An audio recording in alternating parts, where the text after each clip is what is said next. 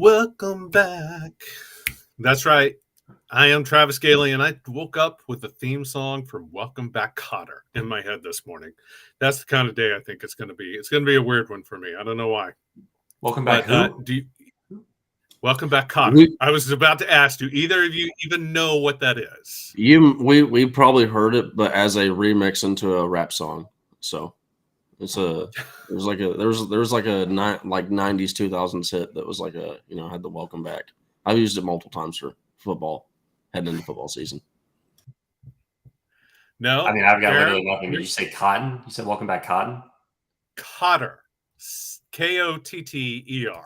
Kotter. Literally no shot whatsoever. Right over the head. Right over the head. And so Nash, you think you've heard the song maybe, but do you know what I've heard it. I've heard the probably like I know exactly what you were just singing, like the cadence and all that stuff. But the original song, don't know where it came from? Not a shot. Never heard that. I do know it's been remixed. It's been sampled. Oh, it was one of the great TV show theme songs. It was a TV show. Welcome Back, Kotter, starring Gabe Kaplan, who you probably know best as the host of like a gazillion different poker shows. At least that's what he's done lately. But it was also the show, more importantly, it was the show that made John Travolta a star. Yep, that's right. That show is to blame for John Travolta being a star. Just, I told you that's the kind of day this is going to be for me. It's going to be a weird one. Guys, how you doing? I am Travis Gailey, joined by Orange Blood's own Aaron Little and Nash from Texas, who loves talking them horns. You guys doing okay? Do you have any weird songs stuck in your head when you woke up today? No, I mean, you've completely thrown me off. Travolta, Schwarzenegger was the Terminator. That wasn't Travolta. I don't know who what Travolta's movies though, right? Yes. Okay. He was. I don't know. Maybe you saw Face Off, which was a crappy movie. He's what, Aaron? He's the gif of, this is the best way. He's the gif of the dude. The dude like walks into a room and he's like looking around like what's going on like that with long hair. Yes. He's that gif. Yeah, you'd recognize him if you saw him instantly. Yeah, he's that from the Tarantino film, which is a freaking incredible movie. If you haven't seen that, by the way, you do need to watch it. He's playing Santa right now on those credit card commercials. John Travolta. Yeah. There we go. Yeah, no, I've got nothing else. I had something prepared, but you blew my mind. All right. Well, you know what? Let's say good morning to the Specs chat line, which is up and running. Benny Rogers, first in the house. Good luck to your Malakoff Tigers tonight, Benny, as they continue to roll trying to win that state championship. Good luck to everyone whose high school teams are still in playoffs, by the way. This is a big week. It's getting nut cutting time in the high school football playoffs. Good morning to Sandman. Again with the prediction, Sandman. Hopefully you left that prediction in the comments section of yesterday's show, Sandman, so you can try and win a free Jonathan Brooks autographed jersey. Compliments of Elite Sports Memorabilia, who is, of course, the sponsoring host of this show. Mike Torres is in the house. Good morning, and hook him. He's got his horns up, as does the longest horn. Good morning to both of you. Good morning to Colton. Blake May coming at us from Tennessee. Jaime Gutierrez coming in. Good morning, and hook 'em to Jaime. Good morning, Kevin. Guy Fisher, big weekend. It is a big weekend. And thank you, Longest Horn. Pulp Fiction was the name of the movie. I was brain farting that. I had Welcome Back, Kotter in my head and not Pulp Fiction. That's how I'm just saying.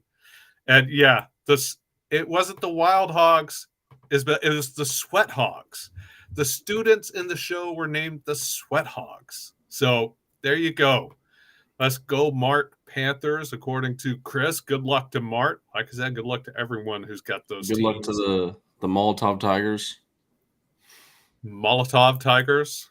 I know this is a reference while I was out, but yeah, Travis, you still haven't watched the Wednesday. I still haven't watched the show. You gotta watch the playback because there's all sorts of goodies on how we got the likes. It has been an insanely busy week for me, which is probably why I've got weird shit like Welcome Back, Kotter stuck in my head. I don't know, but anyway, I digress. We've got another video to play for you guys, so I'm sure you guys have all seen this, right? It's the Iowa State left guard talking big smack about Texas coming into Iowa State, into Ames for a night game on senior night.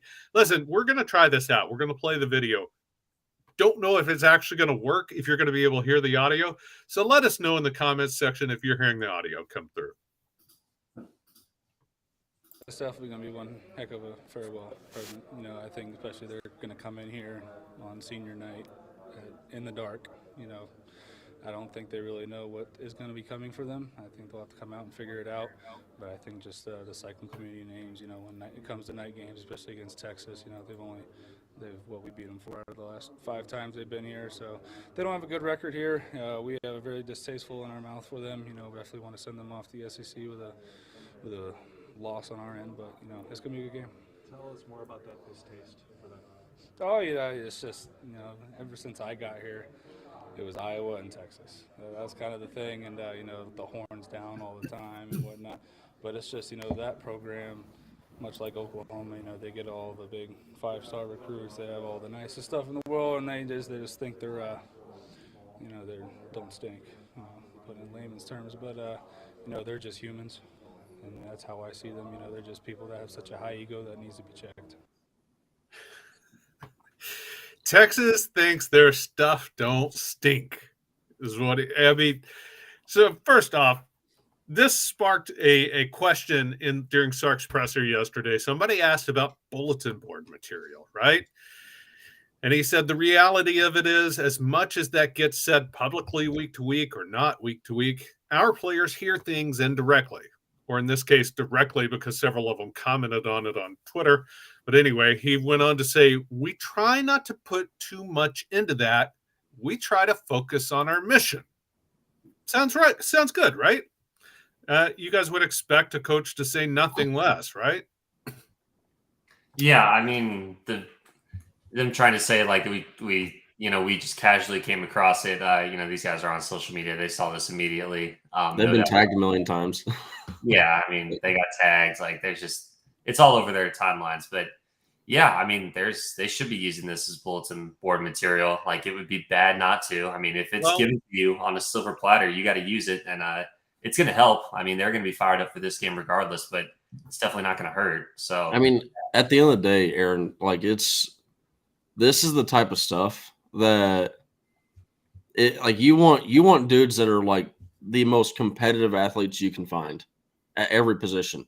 And if you have a team filled with dudes that have that mindset, this is just like it's like Mac Brown walking into the national championship going, hey, I just want to thank every single one of y'all for what y'all have done for me this week leading up to this game. Because I don't gotta do anything. I don't gotta say anything. I will still find I will never go over the irony will not be lost on me that he'll be facing up against T'Vondre Sweat the most. And by On 3, he was a 3-star. By 24/7, he was a 3-star. ESPN 3-star. Rivals 3-star. So, maybe you watch the 5-star comment when you're going up against T'Vondre Sweat because it's a little irrelevant there. And also Murphy. Stoopsified points out, does anyone really need motivation? And the Sark quote kind of plays that down, right? Says, we're focused on the mission, not bulletin board material and motivating players. But Orange Bloods is reporting, which if you're not a member, again, what are you waiting for? OrangeBloods.com. Go check it out. It's well worth your time. Orange Bloods reporting in the war room last night. That exact clip that we just played for you, Sark is planning to play for the team today before they board their flight to Ames. So clearly, they're using the bulletin board material no matter what Sark says publicly. They are in it to win it, and they want to get these guys fired up. To Nash's point, I don't think T'Vondre Sweat really needs it, but if it gets a little extra juice out of T-Sweat, good luck to you, buddy. Because I mean, it's like that. Like it's not exactly the same, but it's similar to that Michael Jordan thing where the guy says he was in the restaurant and said good luck, and that pissed off Jordan, and he's just like, it was like, yeah, do you not know what you just did? Yeah, this guy wish me good luck. Like, yeah. Yeah, right. I mean, and no, Danny, it just happens to be a red sweater. That's all. just happened. It wasn't. I do admit, sometimes I don't wear a certain color if Texas is playing that team because I don't want there to be any confusion. Didn't even think about that. Plus, they're more kind of garnety, right? They're not like a red. This happens on every show on the channel. It happens on Omar's No, show. I know it does. Well, I just want to say I am intentionally always wearing burnt orange or something Texas related. So you know what, y'all can rest in me not wearing the wrong color like Travis. It's a fair policy, but I do try to maintain, because I do write, I do try to maintain the journalistic stand. I don't wear, because I work for Orange Blood specifically, we don't wear Longhorn gear. We don't, you know what I mean? There's that, you don't root, quote unquote, for. Oh, I will. But I know, and that's fair. No, that's fair. Personally, I would have gone. For me, personally, I'd have just said I'm wearing Tiger Woods red because I just went 7-3 on the picks last week. So there you go. There you go. All right, so the bulletin board material is out. Oh, come on, Benji, you're on my. Don't make my list, Benji. I have one. I keep receipts. List. Just kidding. Life's too short to keep receipts. Life's too short to worry about petty grievances. The bulletin board material is out, and Sark is going to use it. I just found it hilarious that he's going to play that video before the Horns board their plane to go to Iowa State. So go to Ames, which is, good for him. I'm not above it. I don't think there's anything wrong with a little trash talk and bulletin board material. So you guys agree, disagree? Yeah, they should play it. I don't know if you play it before the flight. I don't know if you played in the locker room. It's going to add some motivation. The players just have to keep their cool and just know not to get any personal fouls or anything like that. But, as long as they don't do anything crazy, it's going to help a little.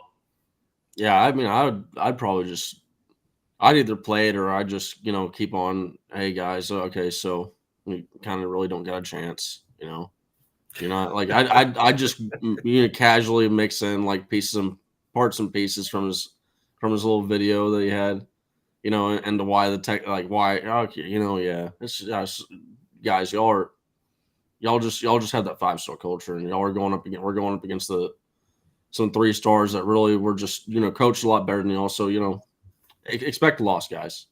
Yeah, the old Lou Holtz approach, the building up the opponent every week. Gosh, they're just unbeatable. Hey, look, it was a horrible. It worked for Kirby Smart last year. How he got his team to feel like underdogs every single week was beyond me, but he did. It's a skill. Always done it. Belichick's always done it. That's just a classic coaching move, I feel like, at this point. It is a skill to be able to do that, by the way. But to that point, listen, Sark did talk when he was talking about we got to focus on the mission. The mission is still right now. The mission is the Big 12 championship game. And the other note that I found interesting, there wasn't a lot interesting in his presser yesterday, but one thing he did say that I thought was interesting is that he said he's coached the team as hard this week in practice as at any point this year because he knows that's what's needed to win championships. Well, so I feel like it was specifically too when you're talking about the running backs because there's going to be a different level of attentiveness needed from the running backs this week. Obviously, with Jonathan Brooks being out.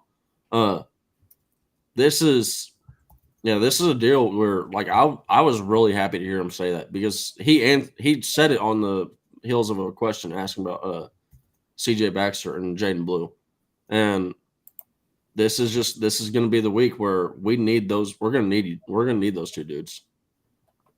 Absolutely. Yeah, yeah, it'd be bad if he didn't say this, I guess. It's kind of coach speak coming through, but it's definitely good to hear that they're practicing hard and coaching hard. You would expect nothing less. I never thought this would be a trap game when they get into this part of the season, right? They know what's at stake. They've lost at Iowa State before. This isn't just a sneaky team that's Texas has dominated over the years. So I never really thought this would be a trap game that Texas would have to get fired up for. So, it's good to know that I guess they have been locked in the whole time. But, yeah, I would expect nothing less. This is a 9-1 team, so they've been doing a lot of things right, clearly. Absolutely. They have. And this, we've talked about it ad nauseum, but this is the one out of the final three, TCU, Texas Tech, Iowa State, this is actually the game I was the most confident in for Texas. Because again, I don't know. I do think this team has a good culture. We've talked about it a lot.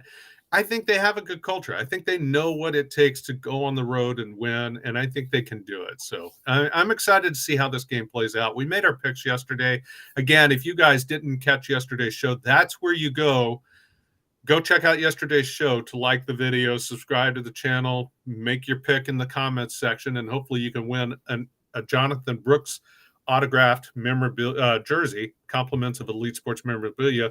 Speaking of, by the way, hey, this is going to be a tough slobber knocker physical game in Iowa State. That's how they always play. That's you can expect nothing less. And Kelvin Banks is going to be the dude to lead the charge on that when Texas has the ball. Kelvin Banks is the newest member to the Elite Sports memorabilia family. He will be doing his signing in December, just in time for Christmas, folks. I mean, we're a week away from Thanksgiving. If you're not thinking about Christmas gifts already, you're behind the curve. Don't worry, we got you covered. Elite Sports memorabilia, you can scan this QR code and go pre-order your Jonathan Banks autographed memorabilia. Jerseys are $125, mini helmets are $175, I believe. Full-size helmets are $275. I could be off on those, but I think that's about somewhere in there. That should be correct. But the coolest thing, by far the coolest thing, is by pre-ordering, you can get an inscription. So if you want to say, Merry Christmas, little Johnny, hook 'em, Kelvin Banks, you can do that.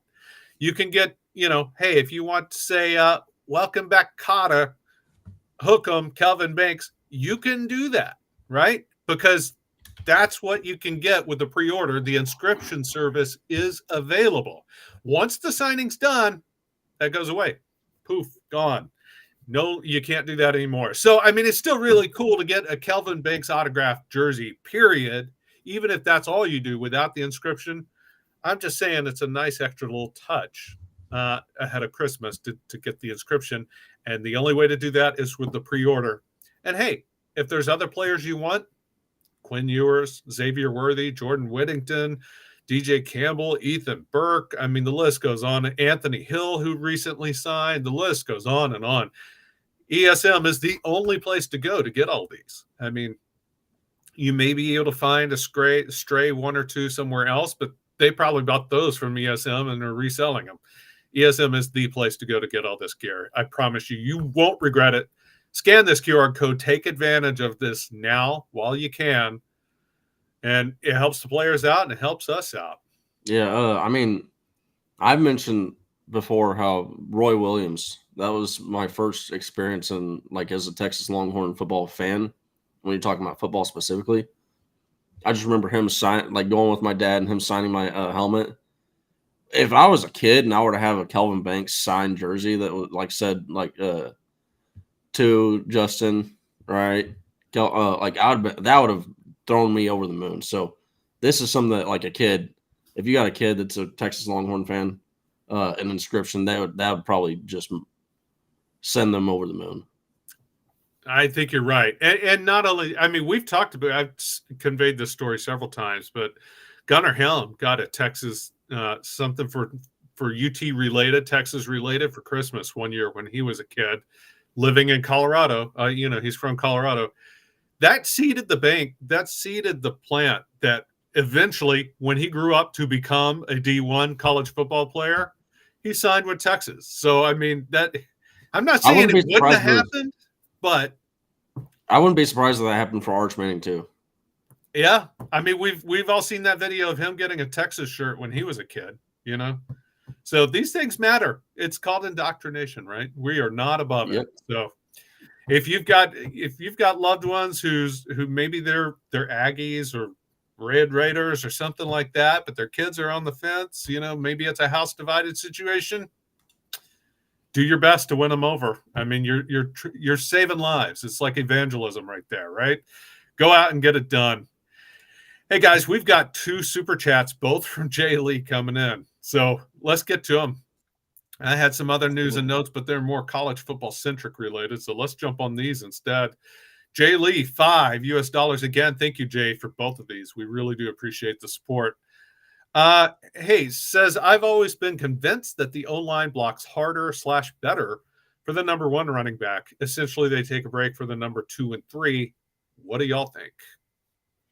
I've never heard this one before. I don't know if this is like a common take out there, but no, I think there might be something to just chemistry, like between running back ones and their offensive line, just because of timing and because of hitting holes a certain way. But I think that's more of an offensive thing. I don't really think there's like a motivation aspect. I mean, the guys up front, especially in college, man, like these guys are trying to get paid. Like these guys are trying to make it to the NFL. They're trying to win games. So I don't know. I wouldn't apply that, but I might be missing something here. No, well, I think what this is because every single time I've ever posted something positive about Jonathan Brooks and how he's compared to Bijan Robinson, Roschon Johnson, immediately I'll get comments about, oh, well, this offensive line's and run blocking is way improved. It's well improved. This is not the same offensive line that Bijan Robinson. And it's, first off, it literally is the same offensive line that Bijan Robinson ran behind. Second off, it's been marginal improvement in the run blocking game. It's not like they're sitting there taking off they're going, you know what? Oh, Cedric's behind me. Okay, I'm not gonna block for this guy. Screw that guy. I don't like that guy. That's not the culture that you want. That's not a team. I do think there is something to be said though about maybe Jonathan Brooks is a better gap or zone runner, and maybe Cedric Baxter isn't as good running those plays, and you want to run plays majority of the time, block plays that majority of the time your running back one is going to be in for. So now maybe if that was the case, hey, let's probably, get some let's work some plays that Cedric Baxter runs well for the offensive line. Let's get them blocking some plays like that. But yeah, at the end of the day, I don't think it is even close to it all where they're looking back there saying, oh, this guy's behind me. I'm not going to block for him. And also, Jaden Blue has yards per carry. He's been he had one bad week versus Wyoming. You remove that week, he is by far, when you look at yards per carry, he's the best running back that we've had so far this year. So it's not a case where they're not blocking for him. Yeah, I agree. I agree with both of you. I think both make excellent points. Jay, I really do think it is simply more of what, to Aaron's point, I think the offensive line and running backs develop a chemistry, a flow that they're used to each other. And when the backup comes in, they're just not quite as in sync as, say, the starting running back. And to Nash's point, there's some running backs do things better, different runs better than others. And so, a game plan is built around the number 1 running back. When the 2 or 3 gets in, you have to adjust. So I think those are excellent points. I don't think it's they block harder or better for one than the other. Well, and also let's stop downplaying what Jonathan Brooks did too. This is the thing that Texas fans need to like. They need to understand. Jonathan Brooks. People are downplaying Jonathan Brooks because I'm telling you, if you were to go post anything positive about Jonathan Brooks and saying, look at how he did, like if you say anything next to him versus Bijan Robinson, if I put them in the same graphic, I'm telling you, you're going to get people telling you, oh, well, look at the run blocking. Look at the improved run blocking. They have been trying to downplay Jonathan Brooks all year long, and it's honestly, it's annoyed me a little bit. It's like you have to be able to appreciate something when you got it. You can go back to last year when Brooks and Roschon were still on the team, and Jonathan Brooks still had the same yards per carry as they did. I mean, same amount of 15-plus yard runs, same amount of missed tackles forced per run. It's all stayed the same. So, yep. I mean, maybe you just got to appreciate it when you got a Doak level back. To that point, by the way, Jay Lee is saying the second super chat for $2 more. Again, thank you. He thinks Baxter, now that he's the number 1, has a good game. So I think so too. Yeah, listen, Iowa State's run defense is not what they've been, right? They're not as strong in the run defense as they are the pass defense. So we'll see. I think you're right. I think Baxter's a damn good back in his own right. He's still learning. He's still progressing. I mean, experience, even in the running back position, still matters. So I definitely think Baxter could have a good game, but I don't think it's because the offensive line is looking back and going, all right, we have our starting running back in, let's block. And then Jaden Blue comes in, he's like, all right, time to let this guy get destroyed. And the other thing is, too, saying that Jonathan Brooks has outproduced Bijan or produced the same amount as Bijan has, that's not the same as saying he's as talented as Bijan Robinson. There's a reason why Bijan Robinson went 8 overall to the Falcons. It's ridiculous. Like you can't compliment a dude without tearing another dude down. It's crazy. Well, this is something from Jay Lee that I think we can all agree with. 78 people in the chat and over 17 likes. That is pathetic. You're right. Dudes, come on. Ladies, gentlemen, hit the like button. What the heck are you waiting on? I serenaded you to start the show with Welcome Back, Kotter. That alone should have produced 50, 60 likes right off the bat. Come on, people. Hit that like button. Do us a favor. We have had a lot of likes the last couple of days. We had a lot of comments yesterday. I think someone's finally going to win the jersey. So, we've had a lot of likes the last couple of shows. So hopefully there's not a botched snap on an extra point that throw people. Yeah. Although nobody's going to get it anyways. But as soon as that happened, I was like, yeah, no one's getting this jersey. You're right. And honestly, we want someone to win the jersey. It's not like we get to keep it if nobody wins it. We want you guys to win it. No, that's my jersey, and you're never going to get it. Yeah, and ESM wants you to win the jersey. I mean, he's loved this promotion. He's been happy that everyone's getting a shot. So hopefully you guys win it. The last couple things, and this will kind of set us up for the college picks. But listen, I wanted to mention Jeff Traylor, obviously a former Texas coach, now the head coach at UT San Antonio, UTSA. Kirk Bowles is reporting Traylor is interviewing for the Texas A&M job. Some of you may remember Traylor's son actually went to A&M, so it's not like he's unfamiliar with the culture in College Station. I say culture in College Station for whatever that's worth.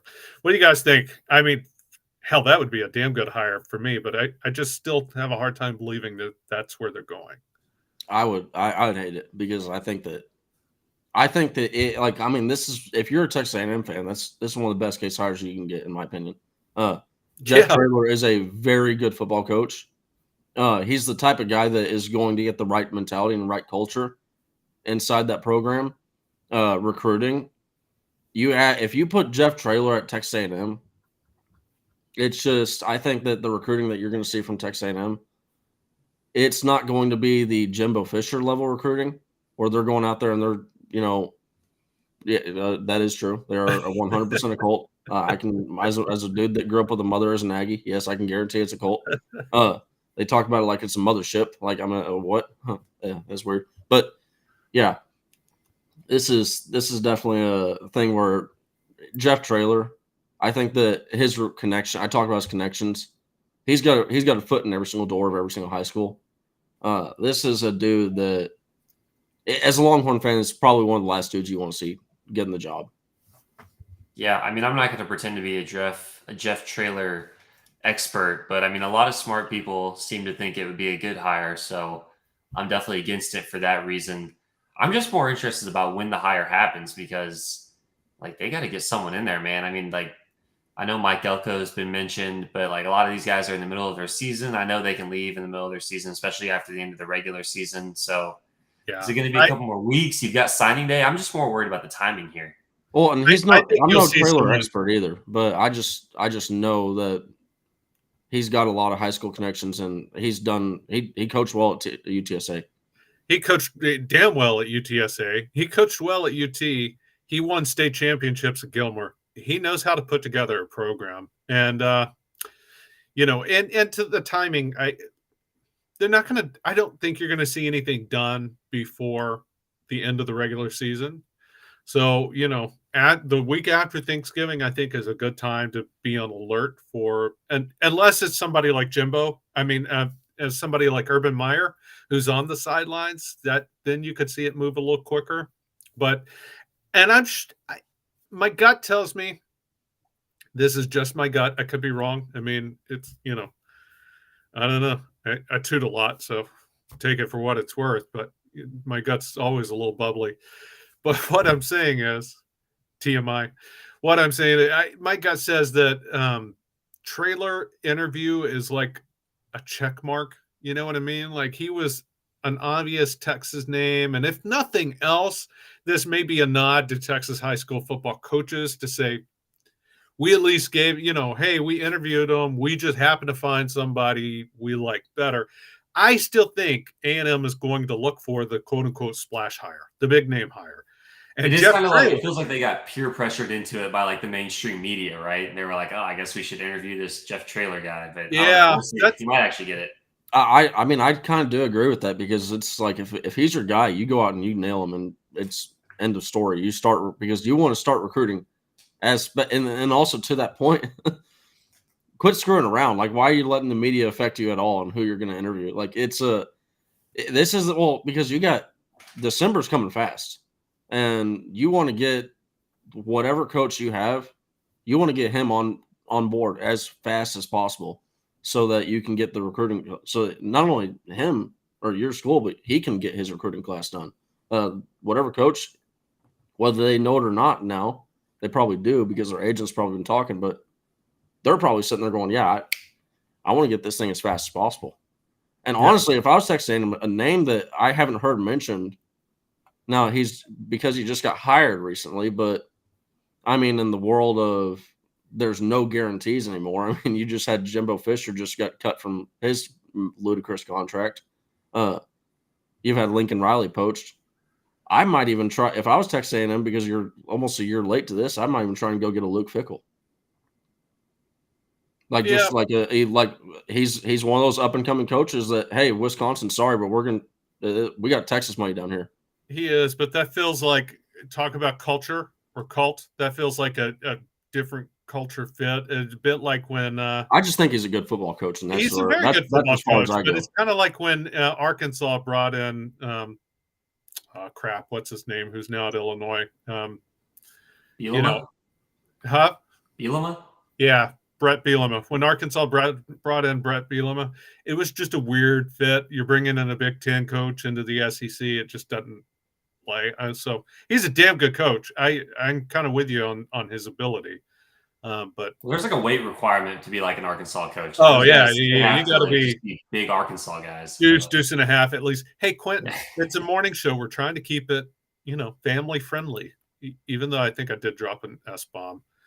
And hey, C. Jenkins from Athens. Love my A-Town Athens people. Always happy to get in the show. One final coaching note. We'll get to our picks. One final coaching note. Jim Harbaugh accepted a deal with the Big Ten. They reached an agreement. He's going to accept the 3-game suspension. That means no Harbaugh coaching at Maryland this Saturday. And more importantly, no Harbaugh coaching against Ohio State in the big game. That's huge, guys. And it makes me think the only way he accepted that is if the Big Ten showed Michigan the goods they had on them and what was about to come out in court. That hearing was supposed to be today. If they were going to show the goods in court, maybe Harbaugh agreed to the deal and Michigan agreed to the deal in order to keep that out of the public ground. That's what my instinct says. There was the Michigan, the judge was a Michigan grad, and then it's like maybe did the Michigan grad judge go, hey, y'all got nothing here. Like y'all are about to get wrecked. Like just a little heads up. If you don't want to be embarrassed right now. They couldn't have done the deal without the two sides talking and negotiating, right? So I'm pretty sure I'm telling you, I think the Big Ten showed them exactly what they had. And if Harbaugh is jumping on this, there's a pretty good chance nothing has been linked to Harbaugh publicly. Nothing.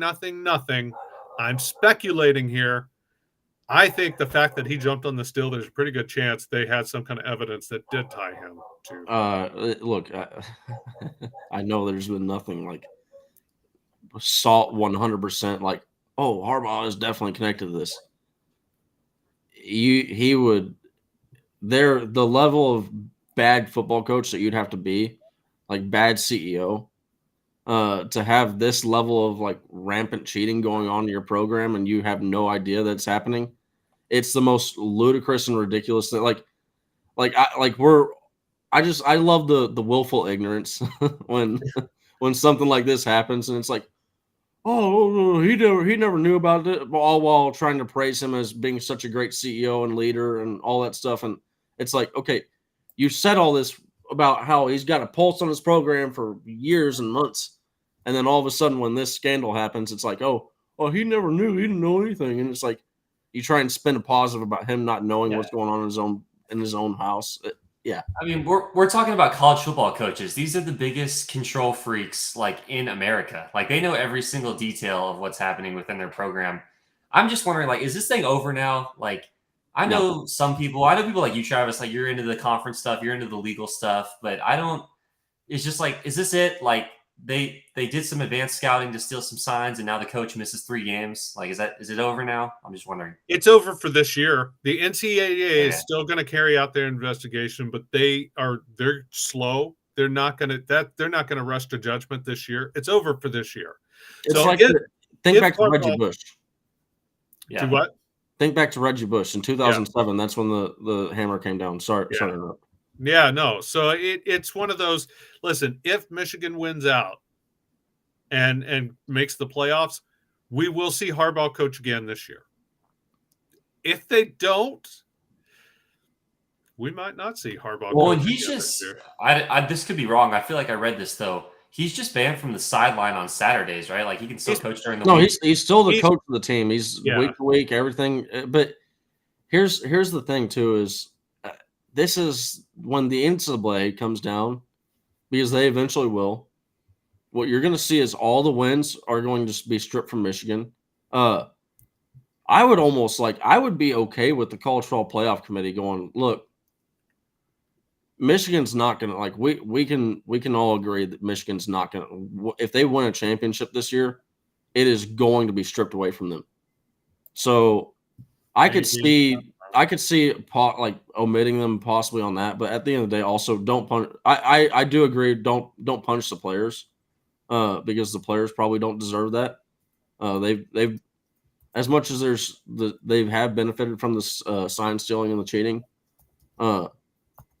I think there's you can kind of separate the coaching staff and also the administration of the school from the players. But yeah, this is a deal where they are definitely going to this is all going to be, all these wins are going to be vacated. And Jim Harbaugh will be coaching the NFL within a couple of years. I agree with that point. I think he's gone first. That's why I said if they don't make the playoffs, we may not see him again. Just like Pete Carroll. Yeah. Listen, Jim Harbaugh famously, by the way, I'm pretty sure he does not drink. It's like he's one of those that only drinks milk. Fine. I'm not making fun of people who drink milk. It's not my thing. I prefer something a little harder, which means unlike Jim Harbaugh, I shop at Specs because they've got things. They have adult beverages that people like, things like craft beers, fine spirits, good wine. They also have goodies, by the way, little snacks and treats. So if you're getting ready for game day tomorrow, you got to stock up. Go hit a Specs today. They've got Texas born and bred. Look, it's Texas born and bred company. They got locations all over the state. It's easy to find. Go hit it up today so you're ready to go for tomorrow. Or check out Specs online or the Specs app. You can shop, find exactly what you want, have it delivered. No matter what you're needing, Specs same-day delivery can save the day with our Specs app or online shopping. From world-class wines to hard-to-find spirits and craft beers to gourmet foods, delicious snacks, and spectacular sweets. It's Specs. Cheers to savings. I'm sorry, it is funny. The man says toot live on YouTube, and 5 minutes later claims he's hard because he shops at Specs. That kills me. I do and then I love the first comment. Travis, you like hard drinks like apple martinis, don't lie. I knew that when we get the chat going. Yeah, well, hey, actually, see clear. I'm not an appletini kind of guy. The only martini I do enjoy, I do like, by the way, an espresso martini. I don't know. You called it an appletini, so it sounds like it sounds like that's almost like a go-to. Because I know hey, I need my appletini, Martha. I live in a society. I know what they're called. That doesn't mean I drink them. Just Hey, saying. the reason we had to make fun of Travis is because we can't really do so anymore. Because Travis, I mean, you can take a victory lap here. Picks pretty good last week. That's right. That's right. I am the man, clearly, with my 4 games under 500 record on the season. I'm killing it. But last week was a good one. So let's see how we do this week. I will say I got completely bamboozled. Like, I was out of town. I was waking up at like 3 a.m. to produce these shows in the dark. And you just drop 11 games on me for the first time all year. It just, that was a fluke. So I'm just. I didn't even realize it was 11. Was it 11? I mean, Yeah. like, It was 11. Yeah, 6 + 5. I think I missed. Well, I see that, but I'm just saying when I put in the picks, I must have miscounted or something. Well, no, you guys always there's 10 because Texas there's game. always the Texas one. Oh, That's that's the thing right. that's what always gets me. That's Aaron's always texting like when I give the record out, he's like, "Yeah, Nash, you always left it. You always got a Texas game." Well, really, honestly, I only do games that I think matter, which is why this week we only have 7 plus the Texas game, so it'll be 8 total. Wait, you mean the SEC is not playing any meaningful games this Yeah, week? the SEC's basically taken this week off. I mean, most of it, like Texas A&M, we're not picking. No, I love picking the Aggie game every week. They're playing Abilene Christian, so they're going to win, right? And at that point, you're picking whether they cover the spread or not. I don't know. Well, and also, we don't want to be encouraging anybody to if you're such a degenerate gambler that you're betting on Texas A&M versus Abilene Christian, you're either a hardcore A&M fan or goodness, you got a problem. Or you got a problem. You there's better games. If you're that hard a gambler, there's better games you can pick. Like the first game we've got, Washington, Oregon State. This is the big game of the week, right? Both teams are. This is the highest rated matchup with Oregon State is coming in, I think, 10th in the country, and what is Washington's 5th? No, 5th and 11th. So this is a big time matchup. It's being played in Corvallis. Oregon State, which I find this odd, Oregon State is now a 2.5-point favorite with an over-under 62.5. They're expecting a lot of points in this game. Obviously, you guys have been, I very famously took the stand that after Bama struggled with South Florida and they had lost to Texas and Jalen Milroe looked like crap and was even benched, I took the crazy stand that I thought Oregon State was better than Alabama. I take the loss on that. All right. Clearly they're not. Now, I think it should be obvious Oregon State is a very good team. So it wasn't like the wacko stand that it was made out to be by many of you, but there it is. Alabama has turned it around, and they are the better team. I take the L on that.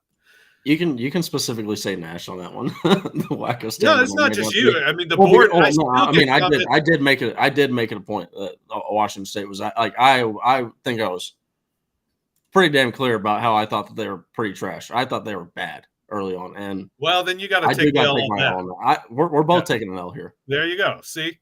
And yeah, I still get crap on the chat line and on the board about Oregon State because I said they were better than Bama. I don't think that was a crazy take, but I take the L. So I don't think I'm going to take the L on this one. Listen, Reser Stadium is a tough place to play. It's been renovated. People make fun of the Pac-12, but there are some passionate fan bases and some hard places to play in the Pac-12, especially the Pacific Northwest. Oregon State, Washington, all have very good fan bases. They all get pretty rowdy. It can get loud and raucous, and Reser Stadium is one of those places. When they fill it up, it is a tough place to play. Washington has struggled some this year. They struggled against Arizona State. They struggled against Arizona. But you know what? Oregon State has struggled a little bit too. They're coming off a big win against Stanford, but they did take the loss in Pullman against Washington State. They lost to Arizona. I think they can be had through the air. Their secondary is not what they were. They lost 2 cornerbacks from last season to the NFL. I don't think they fully replaced them. I think they're susceptible in the pass defense. And of course, lo and behold, that's where Washington is the strongest. I'm taking the Huskies on the road to remain undefeated. Yeah, we've got Oregon State here favored by 2.5. This is a tough one. I mean, we have not had a top 5 team go down in a long time. It's late in the year, and like it's time for some of these teams to start dropping. It seems to happen every single year. Oregon State's a little better on third down. Oregon State's a little better in the red zone. Oregon State's a little better running the ball. Oregon State's at home. I think this is the week. Like, I think it's time. Like, it's not an upset, clearly, because Oregon State's favored, but just in the fact that, this is a top 5 undefeated team, it's just time for one of these teams to drop. I'm gonna go with Oregon State here and lay the 2.5. Yeah, I do agree. It is time for some of these teams to drop, and I think Washington has been there. There's been multiple people that have been almost like waiting for Washington because they've been expecting this to happen. Even I've seen a couple people individually, like a Joel Klatt. I think he may not have Washington below Tech, but you can tell that people are looking for a reason to put Washington below teams like Texas, Oregon, and Alabama. I mean, when you have people thinking that Oregon is clearly the better team, and they've already beat you in the season, there's something going on wrong. And I think one of those things is like you look at last week, Utah, 28 points, not a single point in the second half, and Washington won by 7 points. So this is they've been escaping teams, and this is a week where it does not. I do agree with what you said, Travis. It does match up well in that aspect for Washington. But where it really doesn't match up well for is Oregon State has one of the best run offenses in the country this year. They are 19th in the month of November, rushing for 5.49 yards per attempt. Washington, on the other side, is allowing 5.89 yards per attempt in the last 2 games versus Utah and USC. And then this is a clearly better rushing attack that they're going up against with Oregon State. I think that Oregon State, they've already shown that what they want to do is they want to go out there and control the time possession. They're 33rd in time possession. Washington, they're 72nd in time possession. This is a game, for those that remember, a few years ago, Oklahoma played Army. There was no reason why Army should have been close to winning that game, but they were. And the only reason why was because they were running the football. Oklahoma couldn't stop the run, and time possession. Michael Penix cannot hurt you if he's not holding the football. It's that simple. And on top of that, they're not going to run the ball versus Oregon State at all. So Oregon State is going to be able to put a ton of time and energy into defending the pass. And I think this is going to be a big blowout. I think Oregon State's going to walk away with the win here. I mean, this is a game where, like, who can implement their style of play, Absolutely. right? Like, Oregon State wants to run the ball and play defense. Washington State fire wants to turn nice. this thing It's into fire a track nice this meet. week. Yeah. If this thing goes over 62.5, Washington's going to win. If it goes under 62.5, I think Oregon State's got a great shot. I think so this is definitely like a tempo pace. Those are both excellent points. They really are. And by the way, listen, talk about Oregon State's running game. They have 2 great running backs. Deshaun Fenwick, the senior, is the backup, and he's averaging 9.1 yards per carry.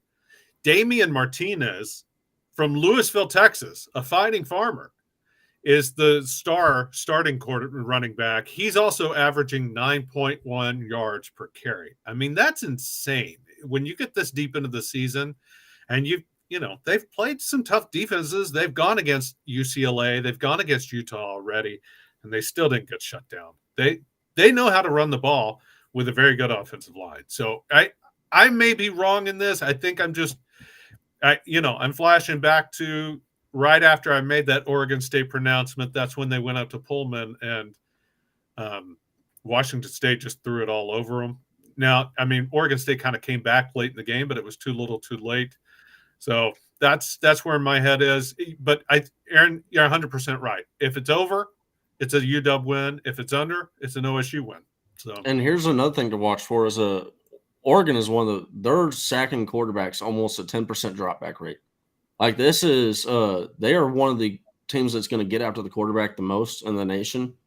And Washington has also been one of the teams that protects their quarterback the most as far as allowing the least amount of sacks on a percentage basis. So this is just it's good. It should be a absolutely great matchup. This will probably be the game of the week. It's a damn good game. I'm really looking forward to it. The only catch is it's on basically at the same time as the Texas Iowa State game.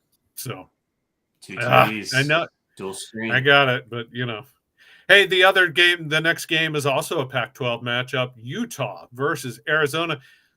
The Wildcats, 1-point favorites. So this is basically you're with 1 point, you're basically doing a money line bet here, right? Whoever you think is who you're going to pick.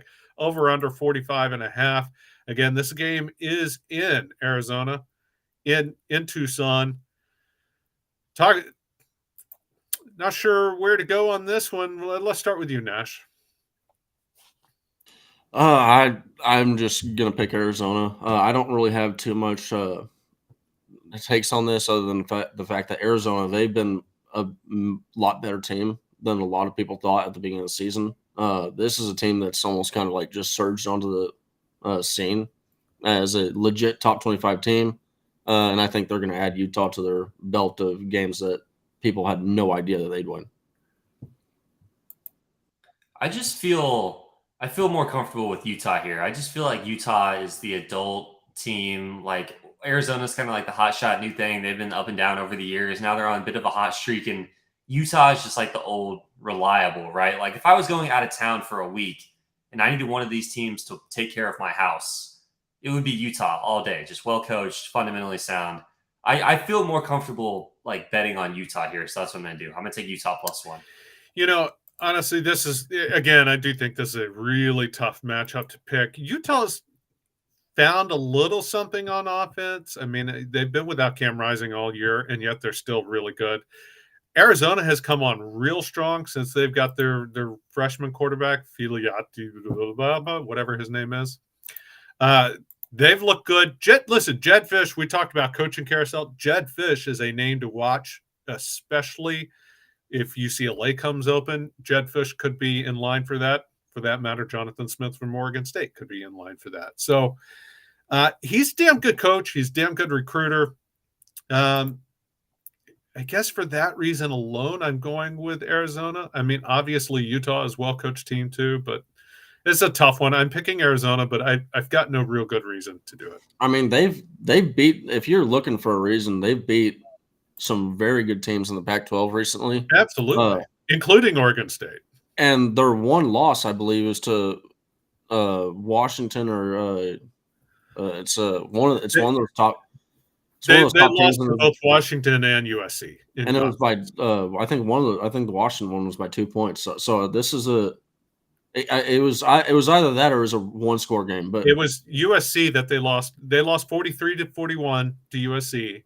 They lost 31-24 to Washington, so it was a one-score game. But still, and then they lost to Mississippi State in week 2 in double overtime. I mean, they also had that 21-20 point win over Stanford. So this is a team that, man, it's almost like I mentioned the Jack in the Box yesterday. This does feel like a team that's like you just wind that Jack in the Box and you're going to find out what you get.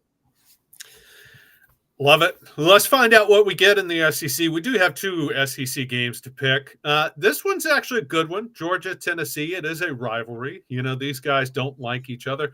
The Dogs are 10-point favorites with an over-under of 58.5. I'll be honest, I'm surprised the spread is only 10 points. Tennessee is coming off just a horrendous loss last week. Georgia, of course, is coming off a huge win last week. Tennessee lost to Missouri 36-7 last week. And I'm not sure why the spread isn't more. If I'm being completely honest, I don't see how Tennessee scores much at all. They're not very good on offense. Joe Milton just isn't the answer. And give me the Dogs all day long. Yeah, I like Georgia for sure. I mean, Brock Bowers, like he was supposed to be out for the year, and was just like, actually, I'm just going to come back before Thanksgiving. That was impressive. I mean, Kirby Smart, man, this is their time of year. Like they're not going to have a letdown. Like they never do. They're just locked in. 10 points feels a little light. I agree with you, Travis. I'm going to take Georgia here. I believe also something about Brock Bowers too. I'm not sure how true this is, but I think I saw something on Twitter about like some NFL agents had talked to him and said, hey, you should really sit out the rest of the, you're going to go really high in the draft, and he basically said, lose my number, I'm never talking to you ever again. Right? Like you're not the guy that I want representing me in the NFL draft. So have fun. See you later. That has to be a trip if you're an agent, but also love the old school guys like that. With leaders like that, you're never going to lose this game. That being said, this probably be the game that I pick wrong, and I get us all wrong for having said that. So sorry, guys. But Georgia is going to absolutely roll Tennessee. Yeah, I don't think you need to sweat it. The next SEC game, Florida versus Missouri. Look, Missouri is 11.5-point favorites at home, over under 58.5. Florida, they need to win one of these last two games, either this week against Missouri or next week against Florida State, in order to just get to 500. If they lose them both, which they are favored to do, they're going to end the season 5-7. This has not been a good year. By the way, they upset Tennessee. If they didn't have that, they would already be locked into a losing record. This has not been a good year for Florida. And they're losing recruits left and right now. They've lost three Florida Gators flipped last week from UF to other schools, including Texas, who picked up Wardell Mack. One team is ascending. The other is descending. Aaron, are you taking the team on the rise or the team on the fall? No, I'm taking the team on the fall because team on the fall is getting 11.5 points. I think this last week was a big win for Missouri. Like, they beat the crap out of Tennessee. It was a big showing. They've got just a lot of momentum. They've had some emotional wins lately. I could see a bit of a letdown where they still win, but they let Florida hang around, maybe a backdoor cover situation. I like the fact that I'm getting more than 10 here, so I'll take 11.5 of Florida. Nash, Florida, they've been an up and down team. There was a point where it was like 24-28 in the third quarter, and then they just absolutely got rolled after that from LSU. I almost want to take Florida on this week. I think here's the deal. Florida's going to beat one of Missouri or Florida State. I think that's going to happen. I think they're going to find a way to get to bowl eligibility. I just can't, because I don't know. Florida's just this team that I feel like it's so hard to pick them, because they'll surprise, like when you think they're down, they'll jump right back up and surprise you. Like early in the year, I thought they were one of the worst coached teams and horrible. Then they actually surprised me in a couple games. So all that to say, I'm going to pick Missouri this week, but I think that there's a chance that happens, Travis or Aaron. Give me Brady Cook. Give me Luther Burden III. Give me the Mizzou Tigers at home. Florida, you talk about momentum. I don't see it with them. Missouri wins, I think, rather easily. Let's move on to Kansas. What is it? The Sunflower State? Is this the battle of the Sunflower State? Kansas State going on the road to Kansas. Do what? The Sunflower Showdown. There you go. The Sunflower Showdown. Kansas State in Lawrence taking on Kansas. Kansas, by the way, gets the quarterback back. Not even just the backup. It's Jalen Daniels is coming back for the Jayhawks. But I still think Kansas State is the better team. I've predicted all come preseason. I had Texas playing Kansas State in the Big 12 championship game. If that's going to happen, Kansas State has to win out. I think that happens here. KSU 7.5-point favorites on the road, over under 56.5. That's a big spread for a rivalry game like this. I'm still taking Kansas State. Yeah, the Big 12, man, like it's the conference we should know the best, and it just every pick 'em feels like a complete shot in the dark. Like, these teams are so inconsistent from week to week. I like getting the 7.5 with Kansas here at home. I mean, they're still a top 25 team. They've been better at home most of the year, with the exception of last week losing to Texas Tech. That's kind of inexplicable, but they had a third-string freshman quarterback playing against. Yeah, no, they did not play well last week. So this is more of I'm throwing away last week, and I'm looking at the sample of the season overall, and I just think 7.5 is a lot for Kansas to get at home. So I'm going to take Kansas, but I don't feel good about any of these Big 12 picks. Yeah, I don't feel good about the Big 12 picks at all. And I do think, Travis, I'm not sure if I just misheard you, but Kansas, they can beat Kansas State, and Oklahoma can make the Big 12 championship. Now that would require Houston beating Oklahoma. I said Kansas State has to win out to. Okay, so I misheard. Yeah. But yeah, so Kansas beating Kansas State this week. This would if you're a Texas Longhorn fan, you want Oklahoma in the Big 12 championship, this would go a long way towards it. I can't, like Aaron said, the Big 12 has just been such a crapshoot this year as far as like picking who's the good, because even at the very beginning of the year, you know, the teams that everybody wanted on their schedule was West Virginia and Oklahoma State. It was like, those are going to be the two easiest wins of the year for any Big 12 team. And look how that turned out. But Kansas, their largest loss margin is against Texas, and outside of that, it's been a one-score game every single time. So I'm going to pick them to cover. I think Kansas State wins, but yeah, this is just crapshoot. I actually really do think this is a good game. So it should be fun. I am glad Jalen Daniels is back, but again, I just think Kansas State is the better team. So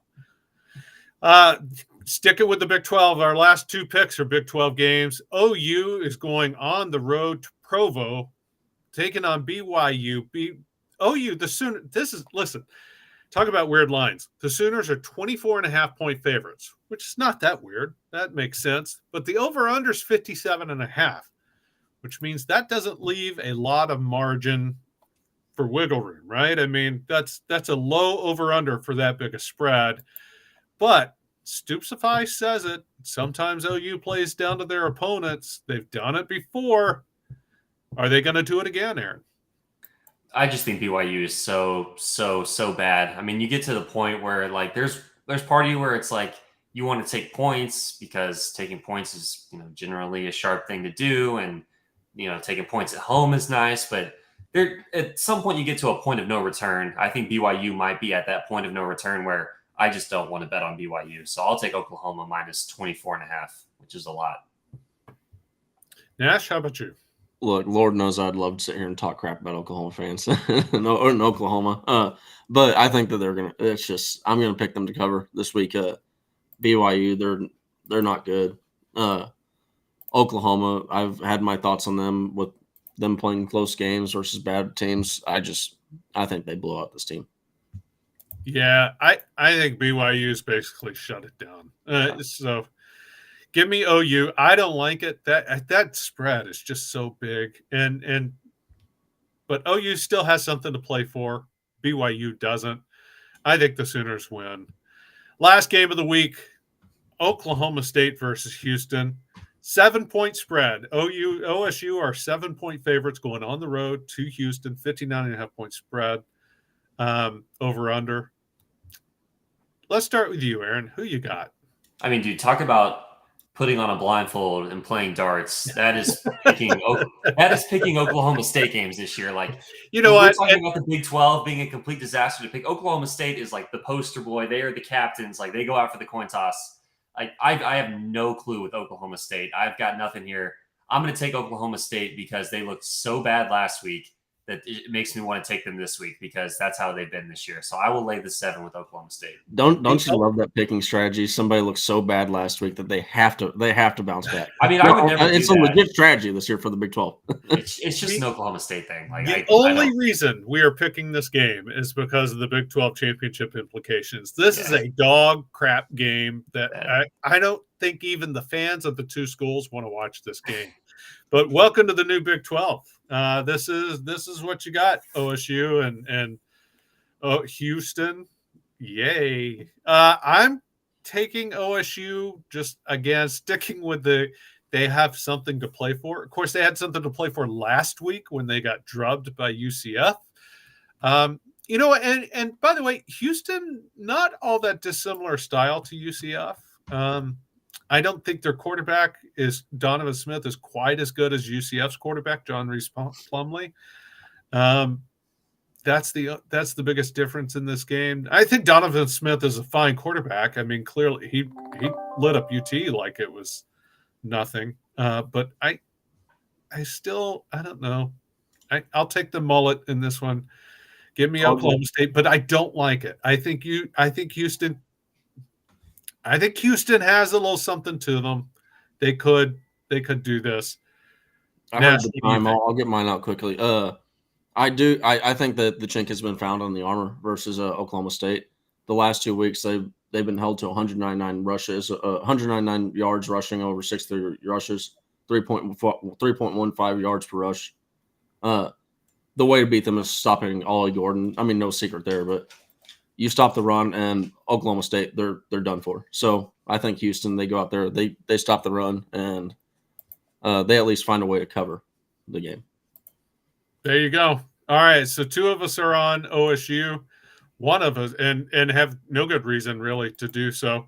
One of us is on. I do. The best reason I have is that there's an area to identify to attack the rushing game. Yeah.